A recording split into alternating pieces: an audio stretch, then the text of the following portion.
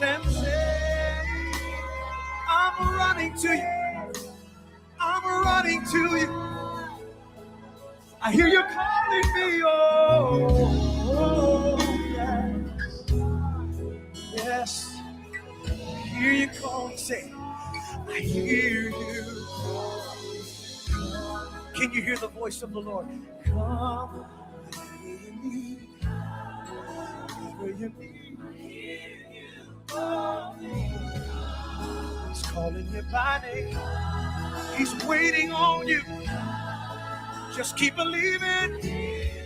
Keep on believing, yeah. Come to Jesus. Run to Jesus. Come on, run after him. Aggressively. Pursue him. Pursue his presence. I hear you calling. I hear you calling.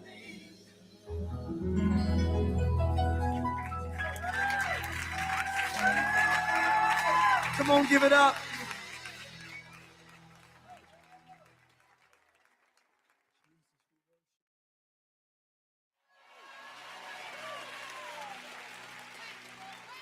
How great is our God?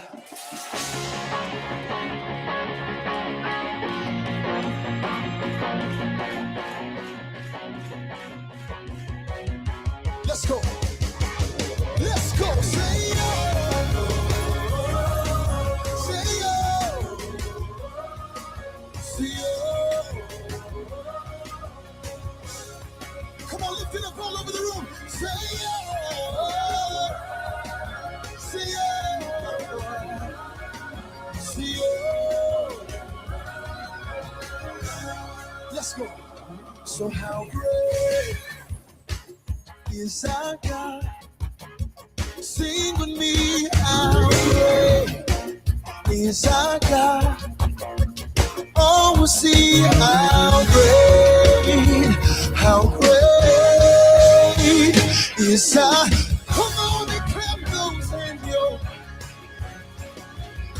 You're an amazing God.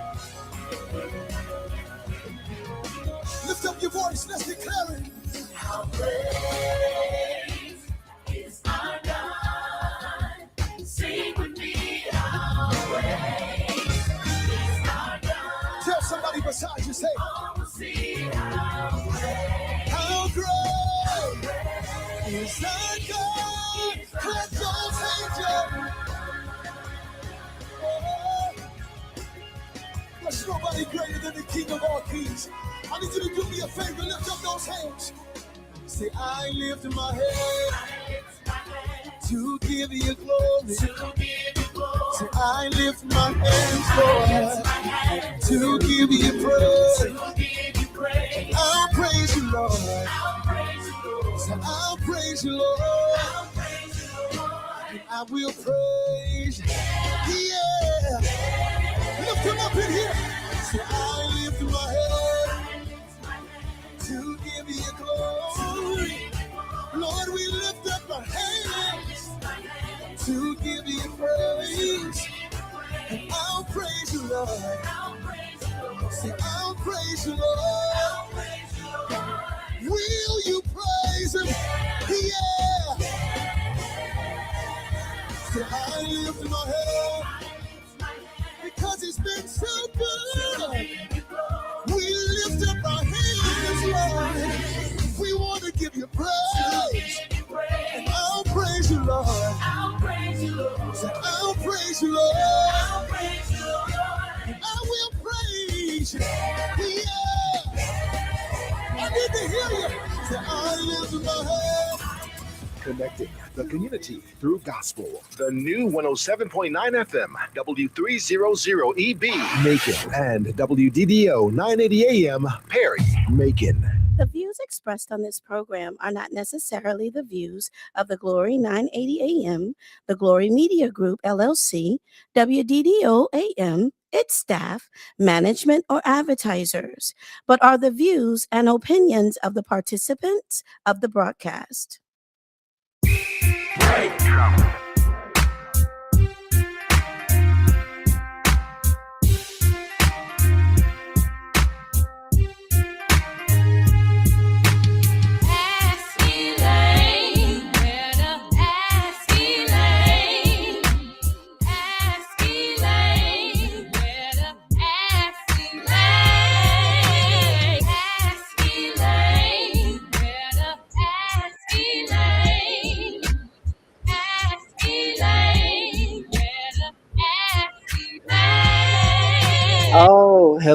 Hello, Ask Elaine. That theme music is just really great.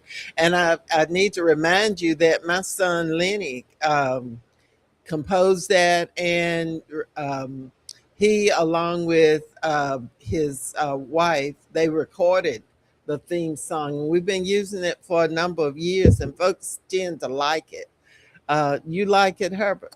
I love it. Our Lenny is a very talented individual. he's very talented, and if anybody's interested in beats, he has a real storehouse, and it's that was what was wrong with my hearing. I couldn't hear it well. When you get old, things just happen. You don't do stuff quite like you used to. But I appreciate our engineer there who tries to keep us straight. But anyway, good afternoon and welcome to Ask Elaine. Every week on Wednesday from 3 until 4, we expect to see you there. We've already got Randy Crawford here in the chat. He's already signed on. We've got Ricky. He says, good afternoon. Good afternoon to you and to Herbert. We're going to have them on sometime soon, too, because, one is in the Georgia Sports Hall of Fame. They're famous around Northeast High School for a lot of stuff, especially youth golf. They used to play a little basketball when they was younger. Did they? We want to let you see our co-host. He's on the screen there. And those who've tuned in by FM, AM, those who are right here on the Glory Live, we want to welcome you and thank you for tuning in with us this week. We've got a lot of information to share with you, as we always do. And we always say, Herbert, this is the program where you always get smarter, because we share some information that's straight from the horse's mouth, straight from the people who are, in a lot of cases, who are a part of the moving and shaking to get projects done, from the Capitol to City Hall to the State House. We have those folks, to the school system. And we've got to talk a little bit in the next few weeks about opening a school, because I understand teachers go back tomorrow, I believe. And then after that, soon after that, you remember, Herbert, when we went back to school after Labor Day? I remember 1968, and you and I went to Macon College together. And we were different ages. You were older than me. He's always. Anyway, we want to welcome all of you who have tuned in. Please hit like and share so that you will remind some folks who might have forgotten, who were just getting in the car or whatever. They didn't remember to tune in to Ask Elaine.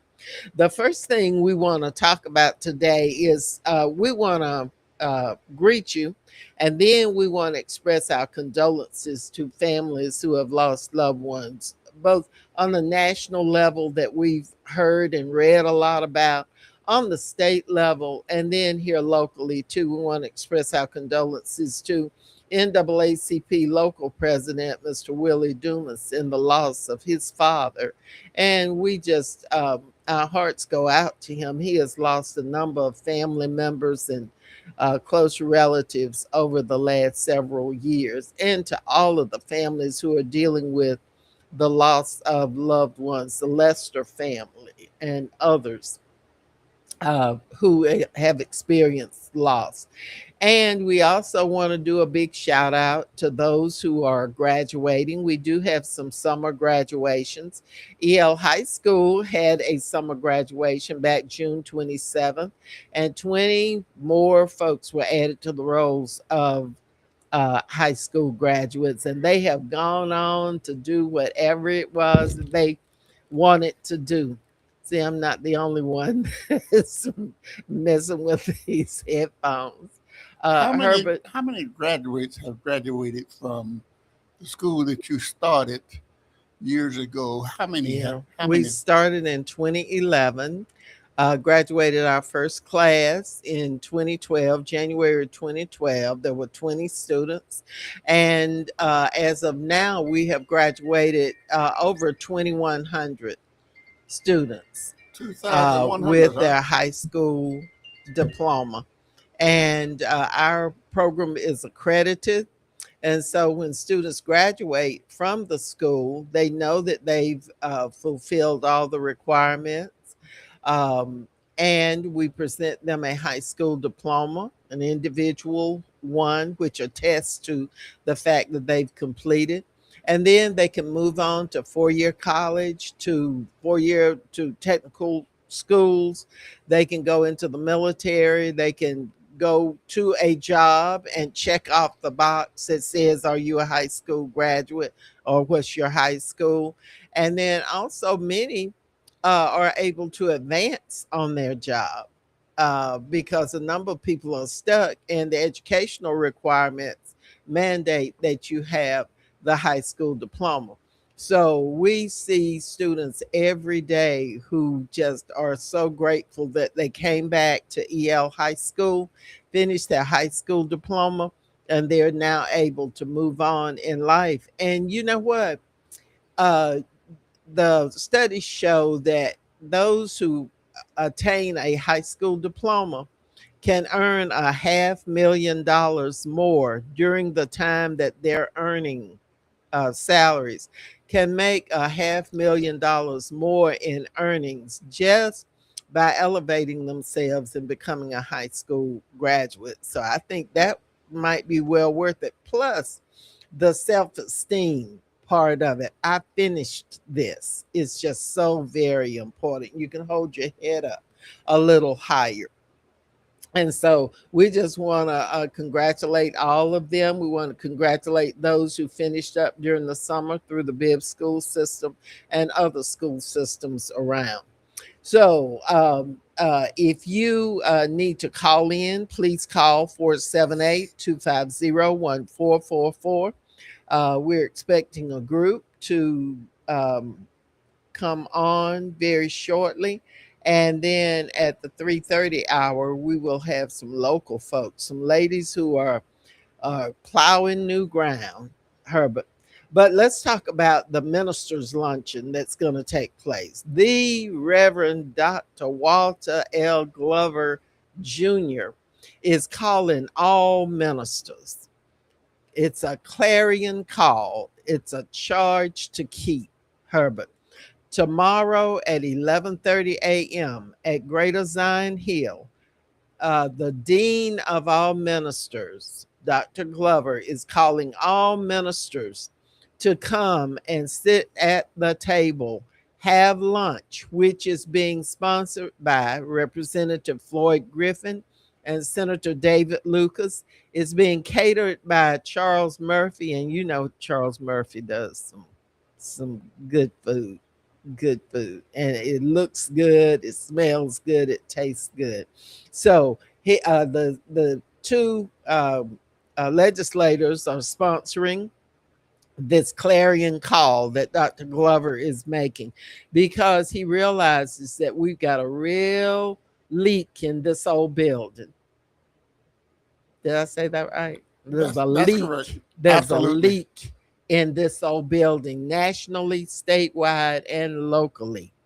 And so we've got to do something, because when you've got a leak, then other damage follows that. It doesn't just leak, it just keeps on with some other things happening that collapse. So they are calling on ministers to come to the aid of this community and to join together to share lunch and to talk about what they see as things that they can do and their congregations can do to patch this leak in this building. So what do you think of that, Herbert? I think it's an absolutely marvelous idea to try to get votes out.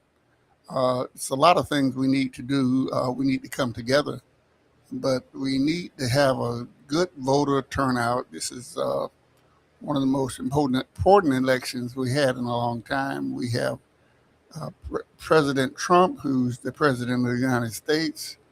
and is over the country, and he think he's over more than what he is, Yeah. is over. And you have a legislature, and that's the most important. You got to, we just got to get people out to vote Right. and control the Senate and the House. Right. And Right. some people don't know who their congressman is, and that's really important. And who represents them, cause Right. and we could win a lot of seats over in Warner Robins. There's a Republican holding a seat that has held 0 meetings to my last time I heard about it, and he had followed Trump just all the way. Yeah. And in Georgia, you have a, 2 people running for governor. One is an excellent woman. She is marvelous. She used to be the mayor Keisha. of Keisha. Lansbottom, Keisha Lance Bottom. right? And she used to be over the city of Atlanta. She was Right. elected mayor there, Right. and now she's running again. This time she's running for governor. We never had a woman governor. We never had a man governor, and Who was presently black. who was black, but they never had a woman governor. Period. Right. But right now, the latest I've heard is they conducted several polls, and she's out front. She's leading. She is. But he is planning something. He's been trying to meet with black folks. He's trying to give them chicken dinners Yeah. and all kind of things. And don't be surprised if some of them be saying crazy stuff. People that's in need of money. But if things go like they are doing now, and we turn out like we're supposed to, we would have the first black person elected. We have the first woman person elected Right. for the state Right. of Georgia. Right, you're right. And ministers, these statesmen, Lucas and Griffin, and then the dean of the ministers, Dr. Glover, realize how important ministers are in leading. Because I've always felt like you go to church on Sunday, but you got to come out of there and do something with all that religion that you say you have. Because Pastor Lisa was the revivalist last night in the citywide revival, the first night of citywide revival at Greater Zion Hill. And she was talking about my favorite verse: faith without works is dead. Faith without works is dead. So you can talk all you want to, you can say things all you want to, but unless you show some signs, you got to show something. Don't you agree, Herbert? I agree. So it's a 3-night revival. 3 nights. It was last night, then tonight, and Thursday, and tomorrow. Who is the night? Do you know? Let me Did I see. put you on the spot? Yes, you did. Yes, you did. Because now that it was on the tip of my tongue. But Pastor Lisa, if you'll post the revivalists for the one for tonight and the one for tomorrow, and ministers are going to be very, very busy tomorrow. They're involved in a number of things as far as their different groups that they're affiliated with, but they're going to have the ministers luncheon tomorrow at 11:30 at Greater Zion Hill lunch, and then later on in the evening, how much money do I have to pay? You don't have to pay. This is a lunch that's being sponsored by 2 of our statesmen. Representative Floyd Griffin and Senator David Lucas are sponsoring the lunch for ministers and special guests, and all of our local elected officials are asked to come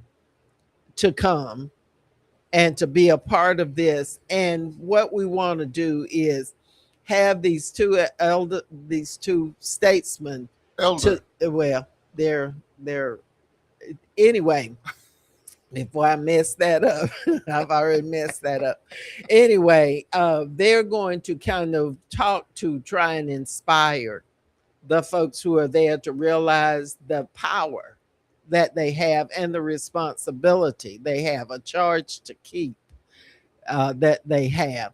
And then there will be several other people who will talk about how you organize, how important it is to have a social and political action committee within your church, and how now ministers as individuals can endorse candidates. For a long time, they had us scared to death that as ministers, the ministers couldn't endorse, you couldn't talk about candidates, you couldn't do this and that.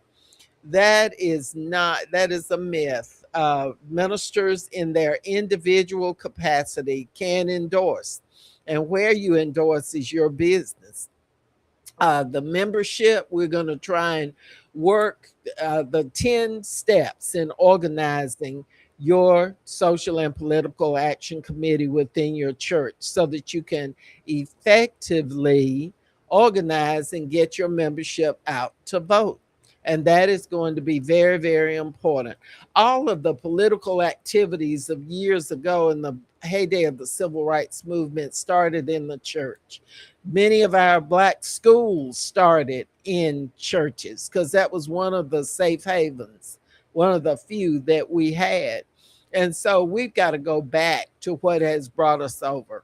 Remember old folks saying, don't forget the bridge that brought you over? That's right. Well, people are leaving the church, but they need to head on back because that's where it all started. That's what's kept us all these years. So I am just asking you, ministers and elected officials, local elected officials, and several other invited guests and the media are welcomed for lunch tomorrow, 11:30 at Greater Zion Hill Missionary Baptist Church. That's at the corner of Napier Avenue and Dr. Walter L. Glover Jr. Way. That, you know, there's a street that's been named in its honor, the street that goes beside his church, that section of it. Randy Crawford says condolences to legendary coach Otis Smart, who passed away last week at Lucy Laney High School in Augusta. Yeah, we express our condolences. And to the family of the young man, what was his name? Nolan Webb, the young man, 18, 19 years old, went on a trip with friends and ended up with the friends leaving, and he's dead. And they had his services, yesterday? Mm-hmm. It is a sad, sad thing. And the family rightfully is trying to find out what happened to their child. What happened to their child? It's just very, very sad. Very sad. Y'all please hit like and share. Call your friends, call your neighbors, let them know that Ask Elaine is on the air and we've got important information for them. We've talked to the ministers, so if you're not sure that your minister knows about the luncheon tomorrow, would you please call up your pastor and let them know about it? And if they can feel free to call me or call Pastor Lisa Watson or call the church, the office at Greater Zion Hill Missionary Baptist Church to just let us know that you are coming. That's going to be important so we know that we have enough material. But what we really want to get to is 10 things that you can do in organizing your church for a social and political action committee. And this committee can operate year round for all kinds of social and political action things. Getting everybody who wants to get their high school diploma, get them sponsor one at a time and get them finished with that, and then pick up the next person and sponsor and help them. We do benevolent offerings in churches, don't we? Don't we do benevolent offerings? Isn't that what it's supposed to be for? Helping the membership? At some time, they used to go to church and they had benevolent offerings. but I don't hear that term very much anymore. They- I'm not saying they don't have it, but I don't hear that they having a collection but for Right. benevolence audience. Well, anyway, it is intended, the church is intended to be a helping community organization and faith without works. You can jump and shout, you can scream and holler, you can do all that you can say everything, but until you do something. Apostle Rosier and Bishop um, are two examples of folks. Their churches give back to the community. They're doing all kinds of stuff with senior citizens. They're not just in the walls, the four walls. They're going out, they're taking seniors on trips. They are going visiting some churches that have very small memberships, Herbert. Hmm. And they are taking, I know of a church where they took a bunch of their members and went and shared the service with a church that was kind of struggling or trying to keep their head afloat.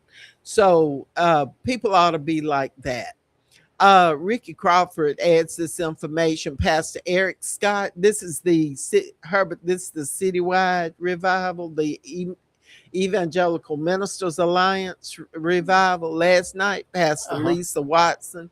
On tonight, Pastor Eric Scott will be the revivalist. And then tomorrow night, Pastor Dexter Jordan of Center Hill Right. will be the revivalist. I'm going to try to make the other two. I thoroughly enjoyed last night. It's just a shame that people prepare a wonderful sermon, a wonderful message, and then they go and there's just a few people there.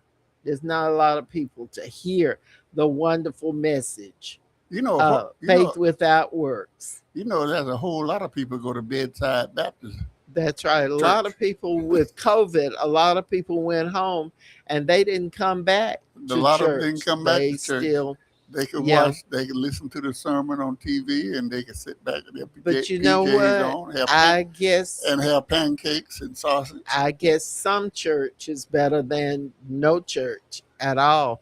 I kind of like the experience of going, seeing people, hearing the music there in person, and then it seems like I leave with a lot of positivity. So anyway, but however you worship is your business, but we want you to attend as much as possible and support the Evangelical Ministers Alliance, their citywide revival.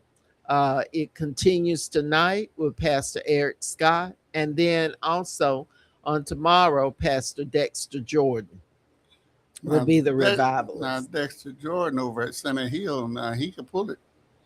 He can pull it. He Yeah. can preach. He preached very well, and Lisa can too. I don't think I know the pastor that you were saying on the speak tonight, Mhm. but I know those All two can pass Yeah, on the yeah. word. Well, we know all three of them can. We've got a phone call. Caller, welcome to Ask Elaine. Good afternoon. Good afternoon. Um, Caller, welcome to Ask Elaine. Oh, yes, I am giving you all a call in preparation to speak and connect with you about the National Council of Negro Women here in Macon, Middle Georgia. Okay, yeah, I think we were expecting you in the studio, but this is fine. Tell us who you are and tell us how you're associated with this organization, and then tell us what's going on with it.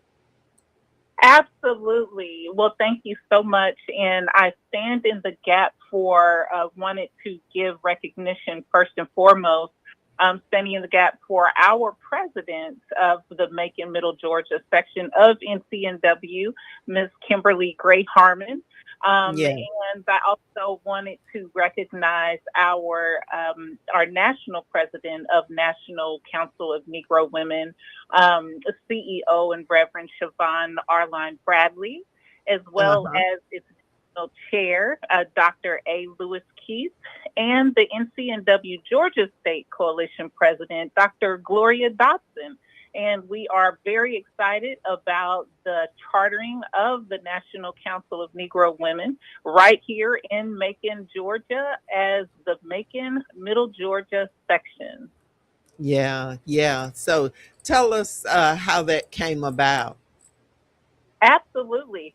So, for those who are not aware, NCNW was actually founded in 1935 by many know Dr. Mary McLeod Bethune Oh, of my the hero.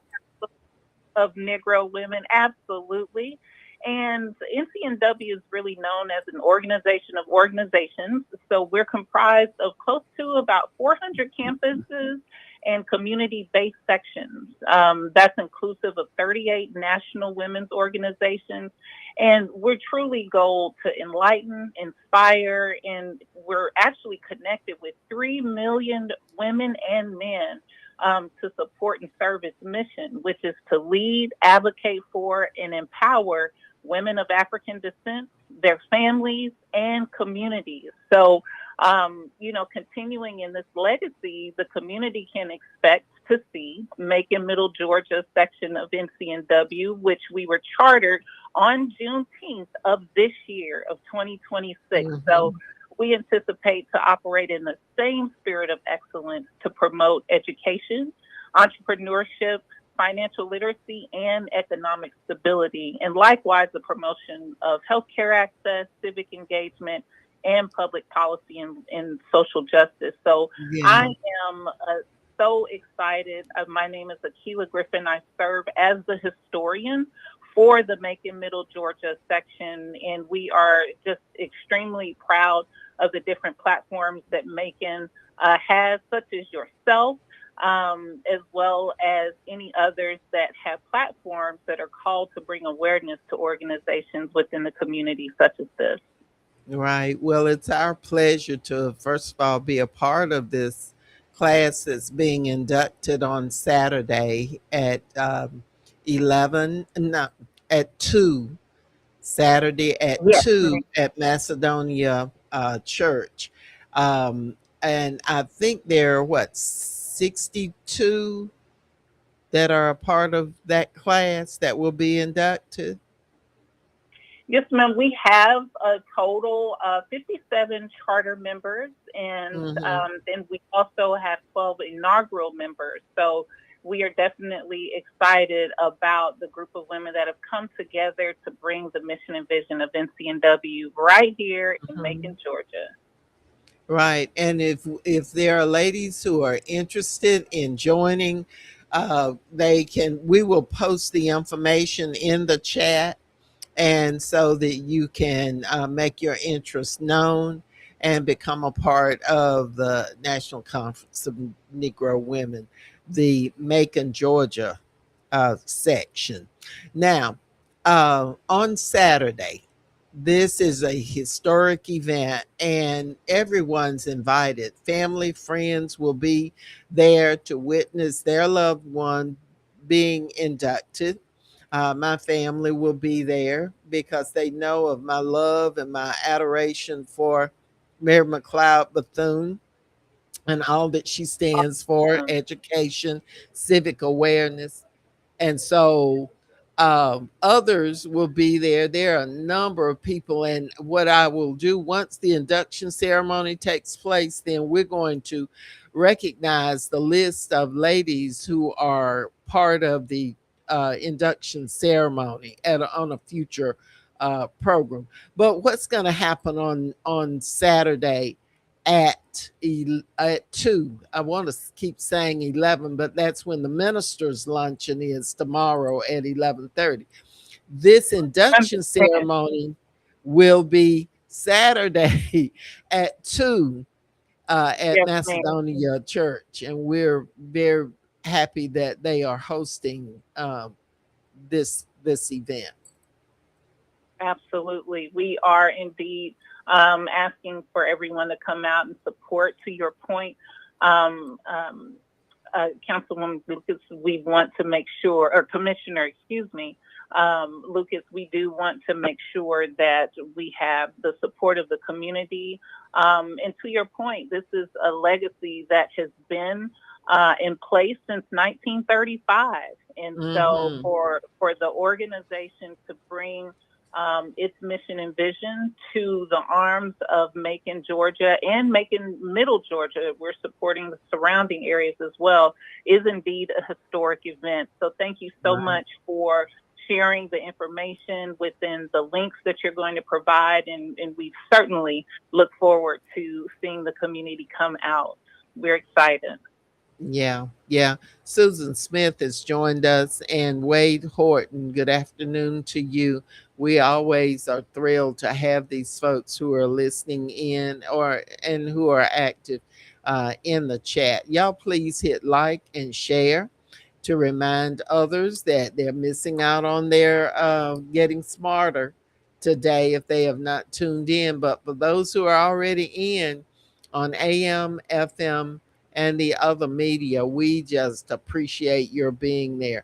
We are speaking with the historian for the local section of the uh, National Conference of Negro Women, which will hold an induction ceremony on this coming Saturday at 2 p.m.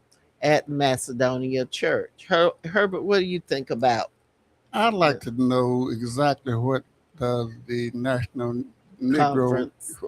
what do you do? What are your goals? What are your plan of action to do for the community? Absolutely. So, today NCNW's programs, we're grounded on the foundation of the critical concerns that are now considered NCNW's priorities, right? And so our organization promotes that education. I mentioned earlier, encourages entrepreneurship, offers financial literacy pathways and avenues, as well as economic stability. So with that notion that we are goal to empower women of African descent, for example, one of the things that we also do is educate women about those opportunities as well as health. Right? We know what the social determinants of health impact in our community and the surrounding communities as well. And so our efforts and initiatives will always be centered around those pillars and promote the healthcare access that we know has some gaps and needs to be bridged for those in our community. And most importantly, right up there with everything else, is to promote civic engagement. We are in political times, as you are aware, and that engagement definitely requires some advocacy around sound policy, around sound public policy, as well as social justice. So, Right, for us here in Macon, continuing in this legacy, like I mentioned, our goal is to amplify that within our community hyper locally. And so, one of the things that also is dynamic about NCNW is that the fact that we're considered an organization of organizations, right? And so, through the partnership of longstanding organizations, for example, we have a number of affiliate organizations that range across community-based, professional, national women's organizations, and organizations such as the Divine Nine organizations. mhm, Collective power like this is why right. we're excited to finally be in Macon, Middle Georgia. And this collective power, like this partnership and collaboration, truly underscores what it means to be an organization of organizations with the focus on the bigger picture, right? And so That's those are just a couple of things that you will see from the NCNW Macon Middle Georgia section. now, Herbert. I want you to know this organization has already, even though there's not been a formal induction ceremony, that will be Saturday at 2 p.m. But this organization has already been hard at work. They've already donated um, feminine hygiene packets two students at a school, two females at a school. They've also adopted a project where they are donating first aid kits in support of the Lewis, John R. Lewis school, elementary school. And there are many, many others, as you've said, who are doing things individually with other organizations that are all a part of the missions and the goals of the National Conference of Negro Women. Yes, ma'am. So, would you want to list the um, officers, the inaugural officers? Absolutely. So, with the upcoming, and they will see these, of course, at the upcoming induction event. We have some dynamic and amazing women. I mentioned at the beginning with our national protocol in recognition, our Macon Middle Georgia section president, Miss Kimberly Gray Harmon.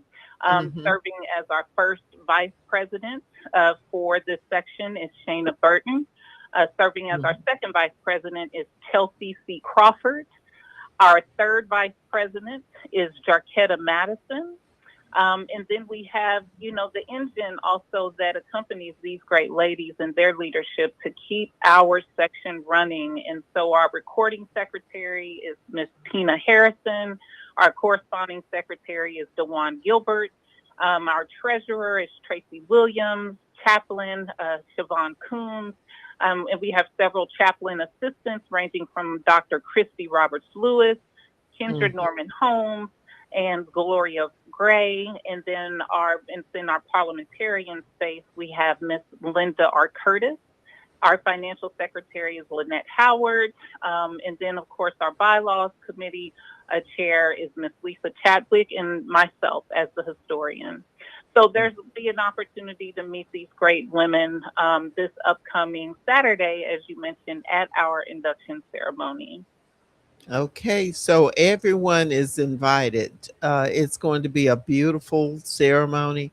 I am so honored to be a part of this charter group because I like being a part of organizations that do something. And this certainly is one, Herbert, that does a lot. They've already started working and sponsoring things. And it's like it's so much a part of the nature of these ladies to be helpers, to be a part, to see a need, and then go ahead and just jump in and start doing what needs to be done. And that's what I like about organizations that I'm a part of. They just jump in and they naturally feel the need to do, and they just do it. They just do it. And so I'm just honored to be a part of it. Look forward to Saturday um, at 2 p.m.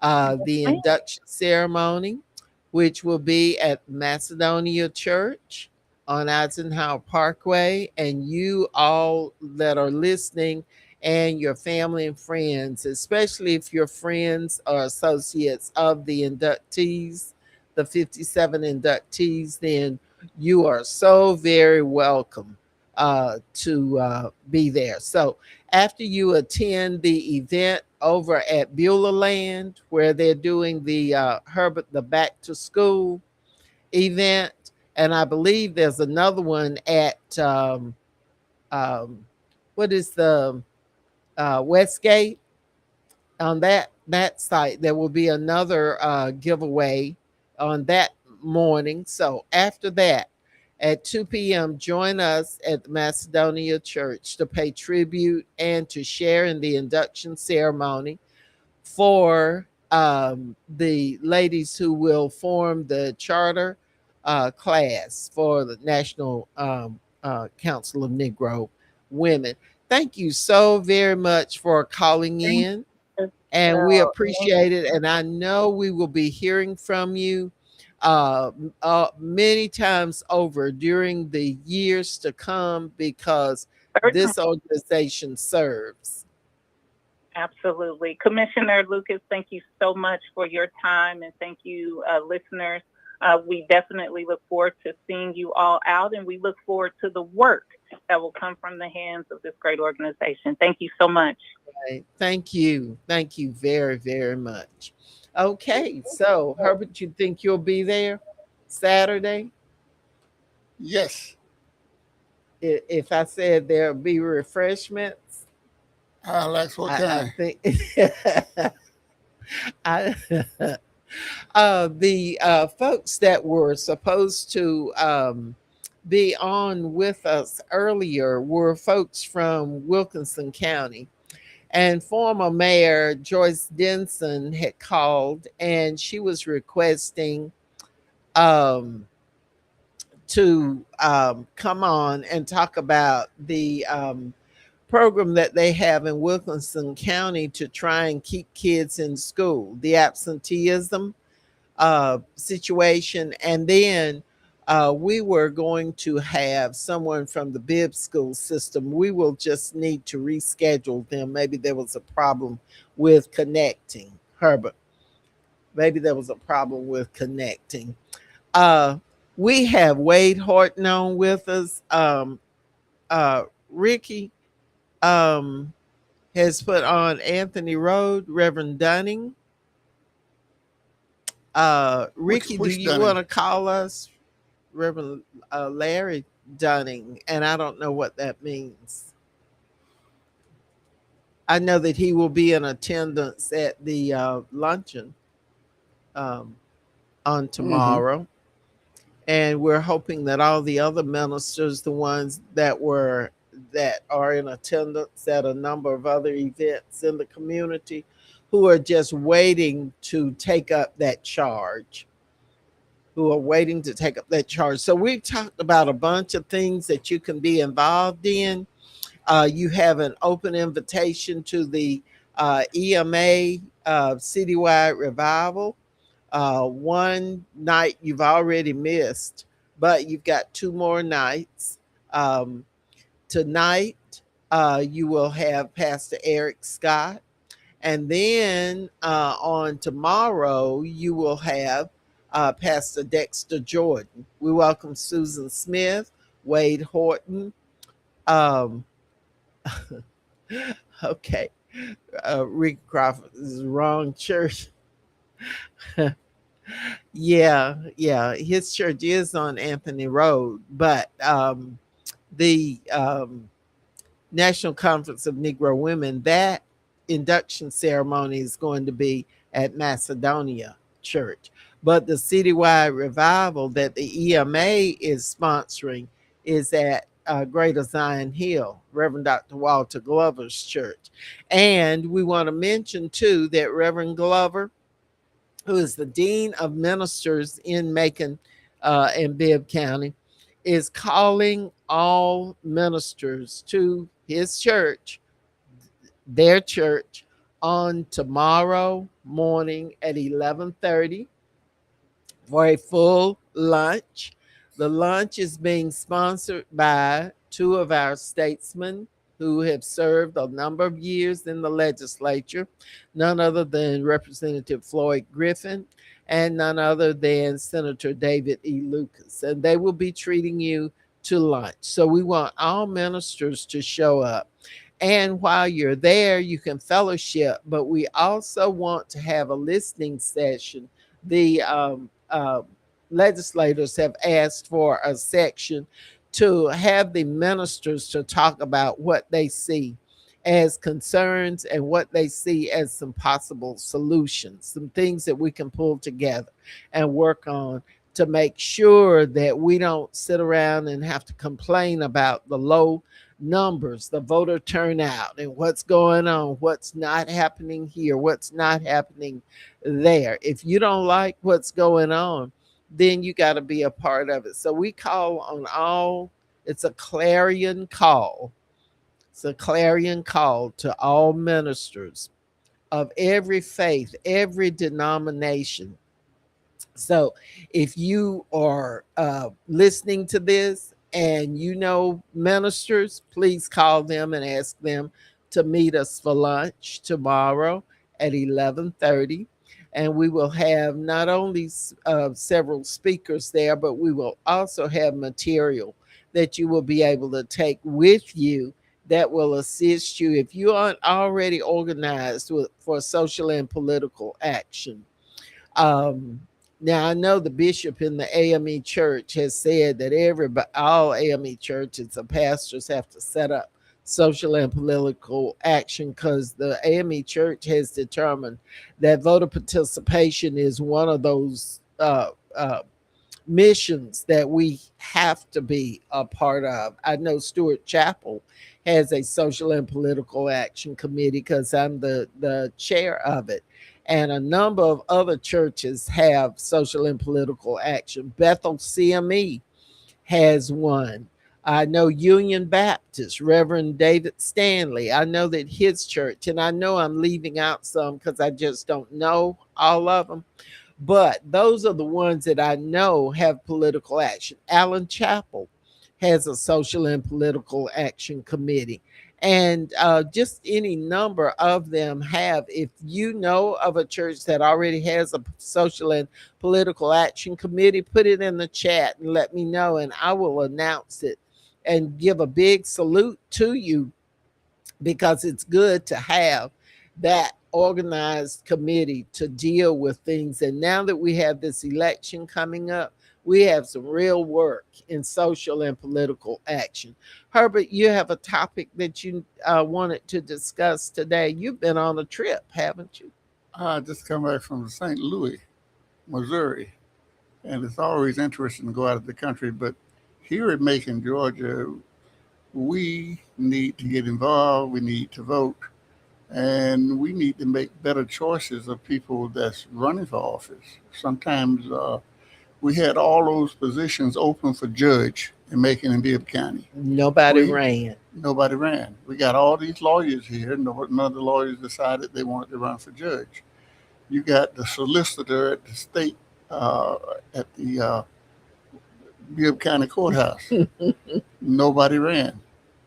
Uh, we could And complain those are about, powerful positions. and we got lawyers. that- I don't know if the lawyers are scared to run, scared they might aggravate the person there that have the position, and they don't think it's the that's right part thing to of do. it, I think. I don't know. I don't know what it is, but we cannot elect more people if people don't run. And then we have, we had the different positions that was open here, and a lot of people on the school board. I love the school board.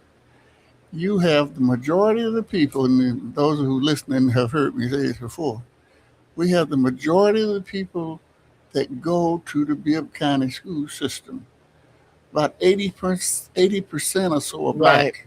Right. But the majority of the people that makes the decisions on the policies of the board are white. And this last time, very few blacks won, and a few blacks that did run, they got beat. Yeah. So I'm And a concerned. better turnout would have made a difference if we had had a better turnout in each one of the districts. But it appears that that we don't care, or we just believe that Macon Bibb County need more white elected officials to be over the school board. That's what it looks like, and I'm not against white. I like to say, like people used to say a long time ago, some of my best friends are white. But when you have the power and the votes that you could elect anybody you want to, in a lot of those races here in Macon, we still have a tendency to keep electing white people over the school Yeah. board, and about 80% of the people in the school system are black. Yeah. And part of that is that there are some folks in this community who are bankrolling some of the people who are running. And we tend to not support monetarily. We tend not to financially support our candidates. And you have to have some money to operate your campaign. Signs are not free. Advertising on radio, like the wonderful WDDO, it's not free, although it's very reasonable. It is not free. Uh, Printing is not free. Getting people setting up a get out the vote drive is not free. You have to have money. You have to have resources, and so that is one of the problems, Herbert. We have got to, when we see people who are good candidates and they jump out there at a sacrifice, we ought to support them. Absolutely, we ought to do it. We have a lot of good candidates. We have a lot of good people, but I don't know why we allow it to happen. And I go to the courthouse a lot. Most of the people that you see in the courthouse that are tried with something are black. Yeah, Not that most people are guilty. If they catch two people doing the same thing, black is more apt to be brought yeah, charges on. yeah, And then when they brought charges on, if you go there with a court appointed lawyer who calls you the day before the trial, and the other person has a paid lawyer, the person with the paid lawyer spend more time and they get out. So white people have more paid lawyers than most of the people in the system that's arrested have more court appointed lawyers.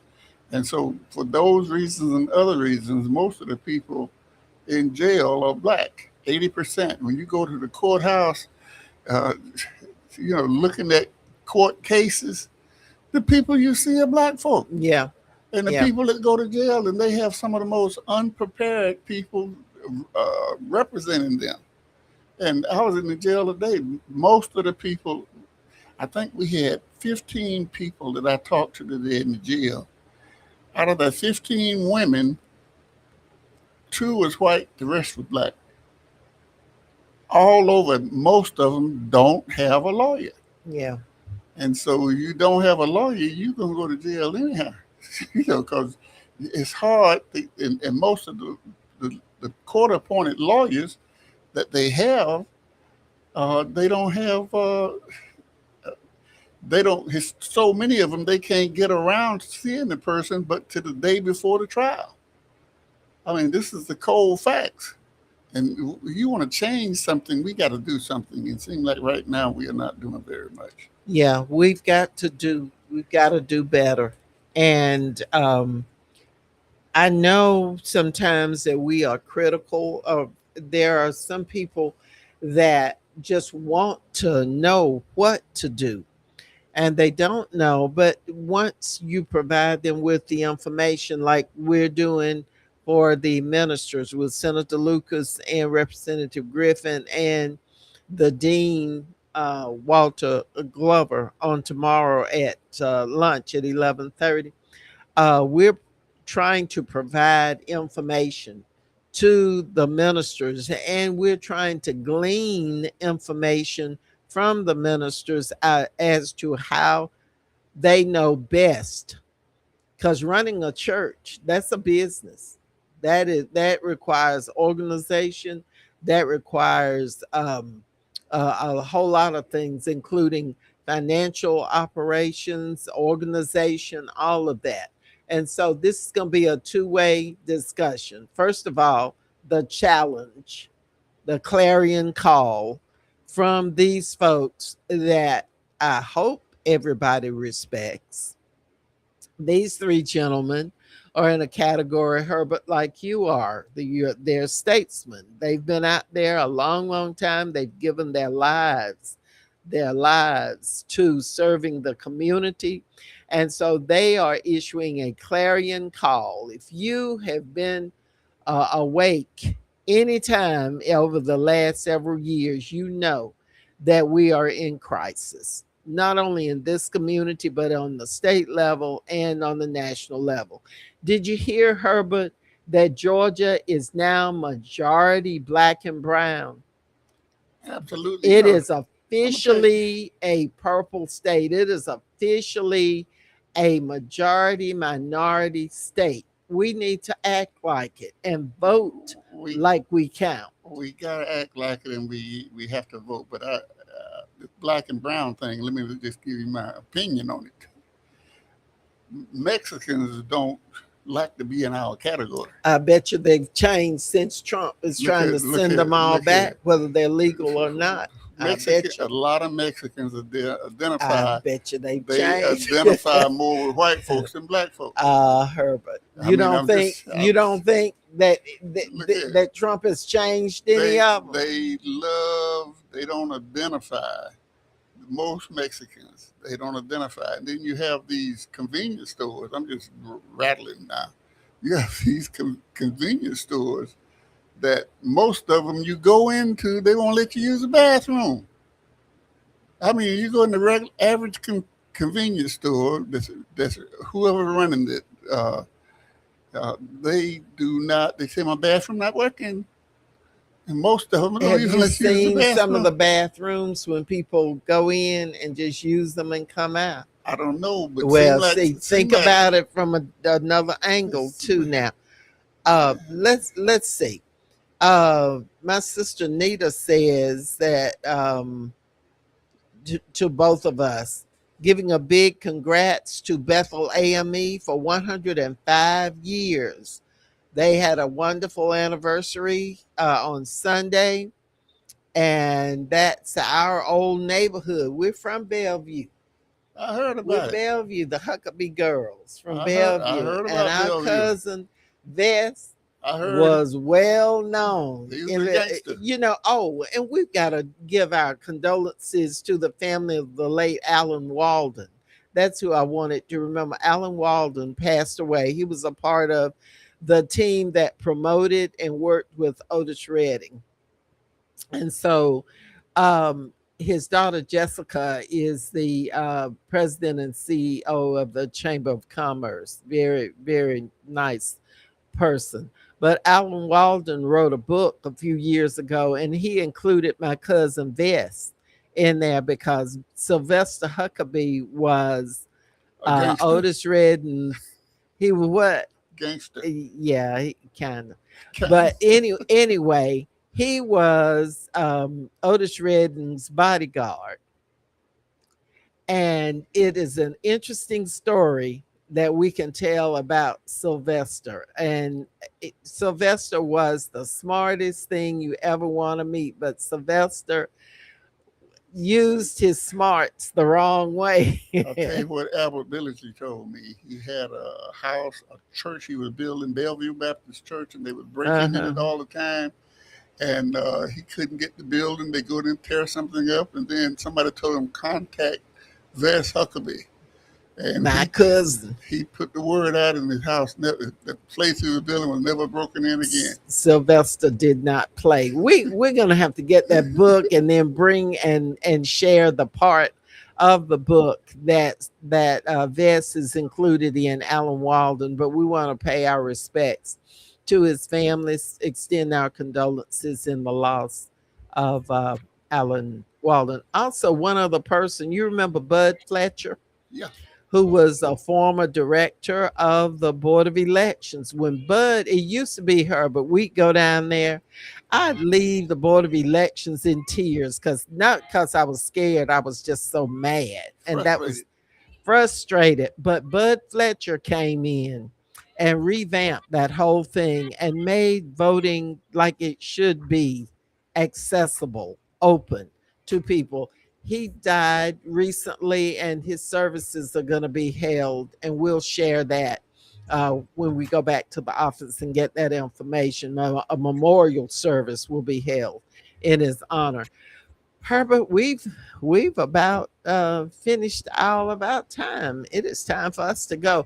Thank you all so much for tuning in with me, your voice, and my co-host, Mr. Herbert Leroy.